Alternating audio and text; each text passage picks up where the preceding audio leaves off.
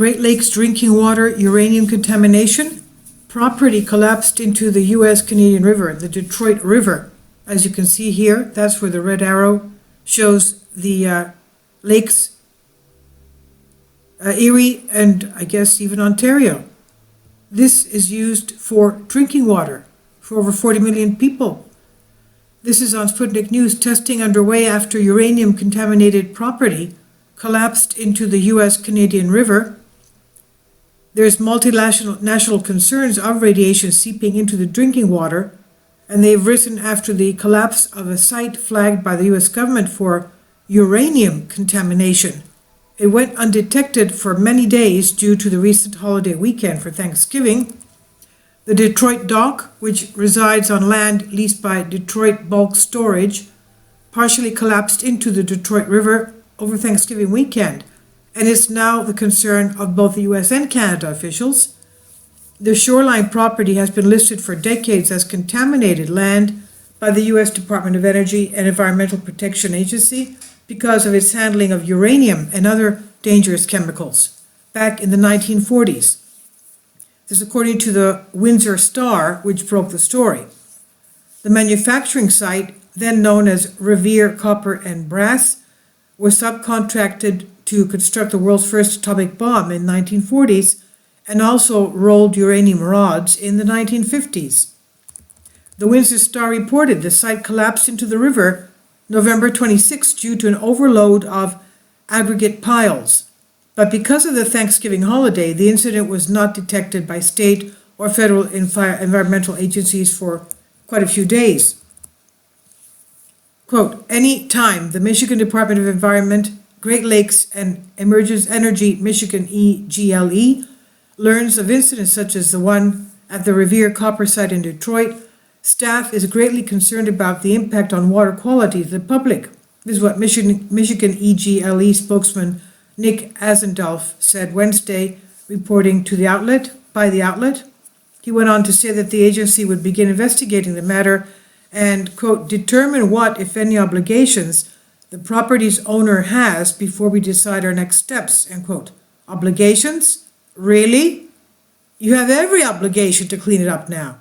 Now, without going into detail on the site's contamination status, Michigan's Great Lakes Water Authority, GLWA, announced today that it has hired a third-party laboratory to test the Detroit River's water quality, requesting an expedited turnaround on the results.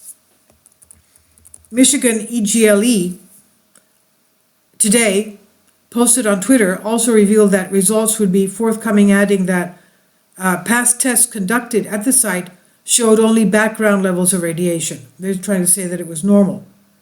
Michigan EGLE said on his tweet, Michigan EGLE is on site again at the location of the Detroit River sediment collapse this morning. We will share testing results as they are available. Previous testing at the site performed after it was remediated showed only background levels of radiation.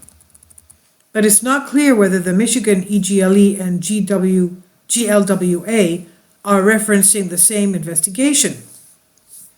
Though the GLWA statement said authority does not believe there is any danger of this incident impacting water quality due to it not being in the direct flow stream of the river, Canadian Member of Parliament Brian Massey personally delivered a letter calling for a bi-national investigation of the collapse to Jonathan Wilkinson, Canada's Minister of Environment and Climate Change.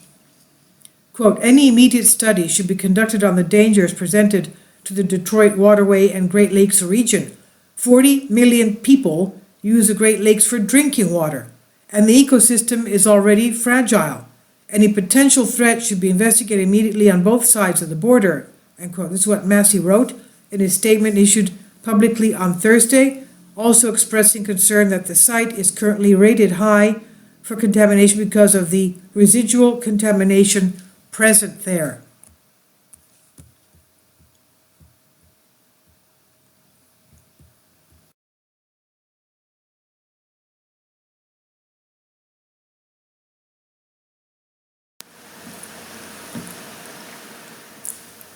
If you'd like to join me on my Patreon account, You will hear content not covered by mainstream media.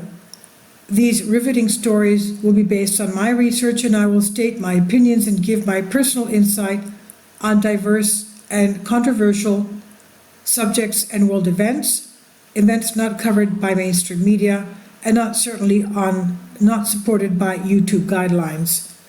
So whatever I have on my Patreon, most of those will not be on my YouTube channel. Please consider becoming a member today. More of the most significant and important videos will be on my Patreon channel. Your support helps me to continue my research and keeps this YouTube channel alive. And we depend on your support, your generous charity, because we help economically challenged families here in Athens, Greece, in Kapota, and we also help the young generation with university tuition and the community around our church. Thank you.